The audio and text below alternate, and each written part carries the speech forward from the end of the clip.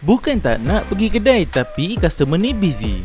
Hello guys, untuk video kali ni saya dapat jawab tukar LCD S22 Ultra dekat PJ. Untuk jawab kali ni customer ni pilih screen original. Bayangkan kalau korang kerja klinik kerajaan, patient masuk memang tak henti-henti. Petang sampai malam pula kadang-kadang ambil OT. Tu yang customer ni memang susah nak ke kedai. Dia ada juga survey dekat area PJ tu. Tak harga mahal, tak pun kena tinggal handphone lama. Customer ni kalau boleh tak naklah tinggal handphone. Dia nak cari kedai yang boleh tukar face to face. Lagipun S22 Ultra ni tak lama pun buat, dalam setengah jam dah boleh siap. Yang paling customer ni terkejut, dia cakap saya tak minta deposit pun. Ada kedai yang dia survey sampai minta half daripada harga handphone. Dia jadi takut lah. Tu yang dia survey sampai jumpa kita. Terus saja buat appointment.